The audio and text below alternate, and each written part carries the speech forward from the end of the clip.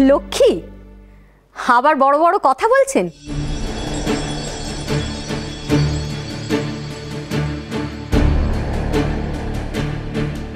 লক্ষ্মীকে লক্ষ্মীর আসনে বসিয়ে রাখতে হয়, তাকে কেউ ধুলোতে মাটিতে মিশিয়ে দেয় না।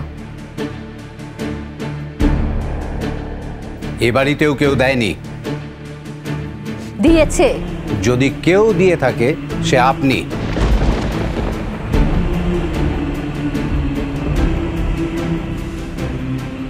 বিষিয়ে দিয়েছেন আপনি আপনার মেয়েকে। কি এত বড় কথা? আমি আমি আমার মেয়েকে বিষিয়ে দিয়েছি? কিছু মনে করবেন না বাবা, কিন্তু না বলেও থাকতে পারছি না। আপনি আমার মায়ের সঙ্গে এভাবে কথা বলতে পারেন না বাবা। তুই দাঁড়িয়ে থাকলে থাক বিদিশা, আমি চললাম।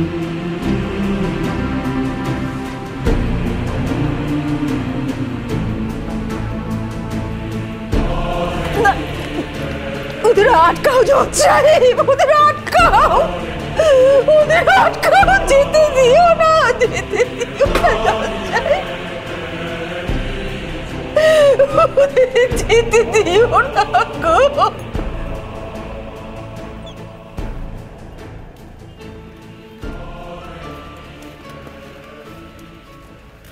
যাই ঘরে যা, আমি পরীর বাবা মাকে পাঠিয়ে দিচ্ছি।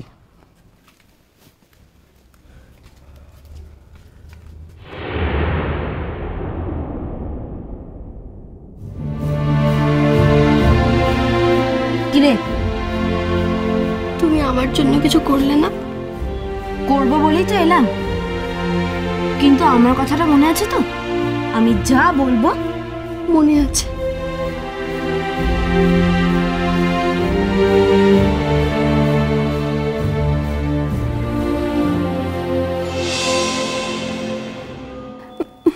মাসিমা, মাসিমা একবার আমার কথাটা শুনুন।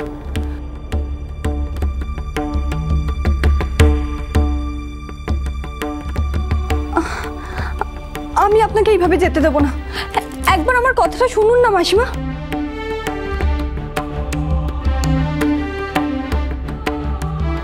দিদি ভাই, তুমিও মাথা ঠান্ডা করবে না? অনু, মাথা ঠান্ডা রাখার মতন পরিস্থিতি থাকলে তো মাথা ঠান্ডা রাখবো। দিদি ভাই, একটু আমার কথাটা শোনো। তুমি যেতে চাইছো, যাও, পুজোর সময় তো মেয়েরা বাপের বাড়ি যাই, কিন্তু দাদাকে আসতে দাও, তারপর যেও। না অনু, যেখানে আমার মায়ের অপমান হয় সেখানে আমি এক মুহূর্ত থাকবো না।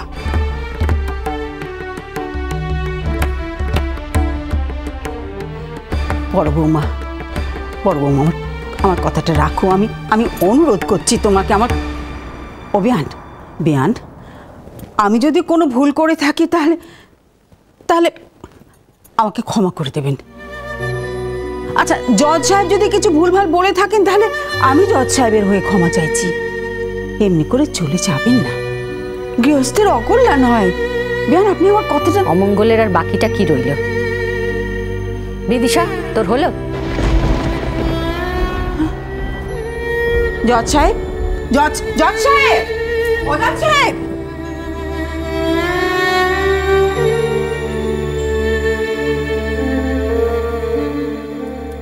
দিদি ভাই,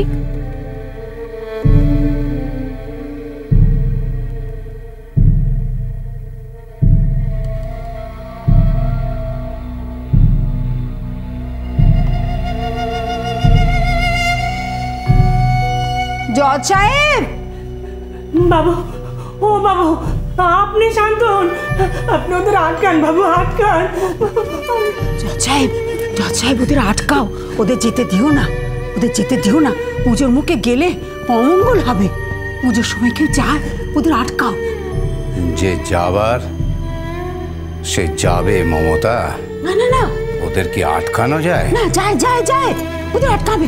আটকাও, আটকাও, তুমি আটকাও।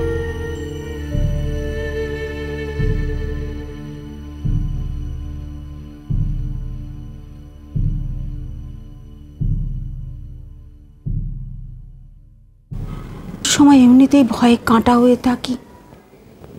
পুজোয় কিছু হারালে সে যে আর আমার কাছে ফিরে আসে না জজ সাহেব। ওদের ওদের আটকাও জজ সাহেব। আটকালেই বা থাকছে কে? দিদিভাই, কেন বৃথা চেষ্টা করছেন বেয়ান? বিদিশা, চলে আয়। চললাম। দিদিভাই,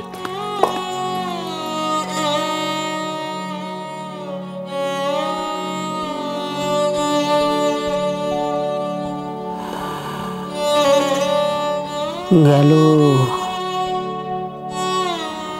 গেল গেল, আমার সর্বনাশ হয়ে গেল।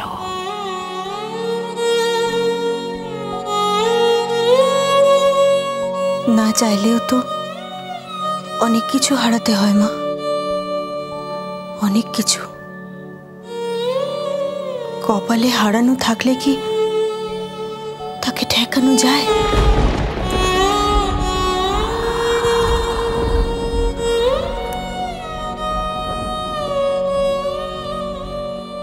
মুখ থেকে কথাটা খসিয়েছে আর কথা ভুলে গেল।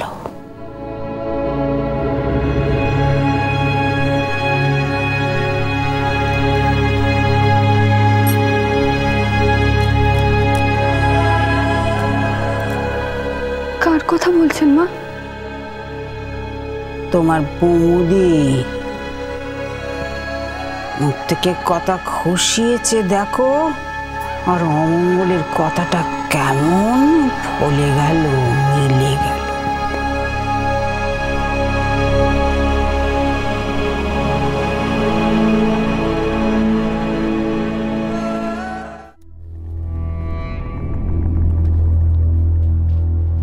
আপনারা পাশের ঘরে যান, ছেলে ওখানে আছে।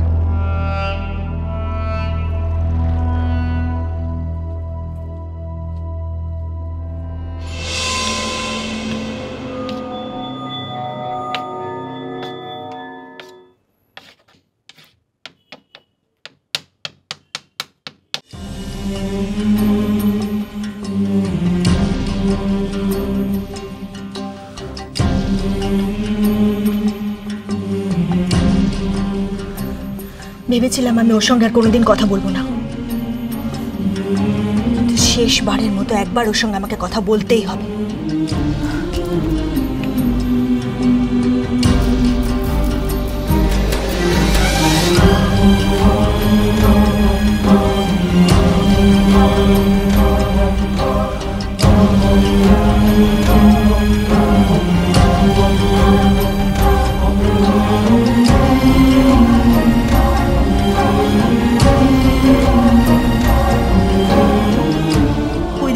দাঁড়িয়ে আছিস কেন? কেন ঝিলিক? বলেছিলিস তো 5 লাখ টাকা না দিলে আমি তোমার সামনে আসবো না,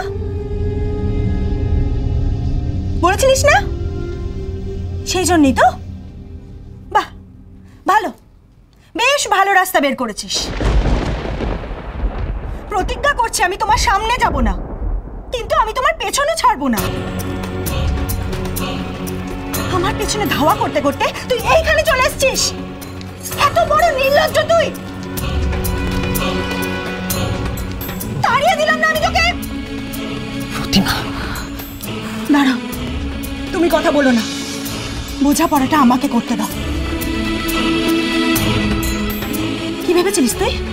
হ্যাঁ, তোকে এখানে দেখবো আর আমার মায়া উঠলে উঠবো। আমি তোকে বলবো ঝিলিক, যা হয়ে গেছে হয়ে গেছে, মা এবার তুই আমার সঙ্গে বাড়ি ফিরে চল, তাই তো? না, তোকে এখানে দেখে আমার আরো বেশি রাগ হচ্ছে। কত আর কত মিথ্যা কথা বলবি তুই আমাকে?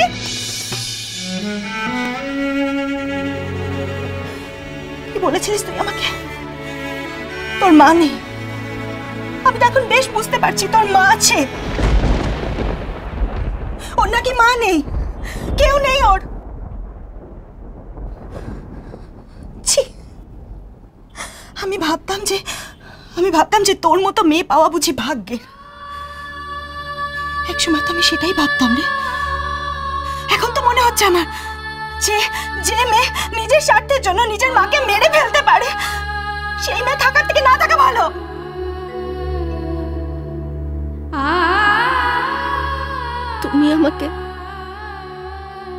তুমি আমাকে এত ঘৃণা করো মা, এত?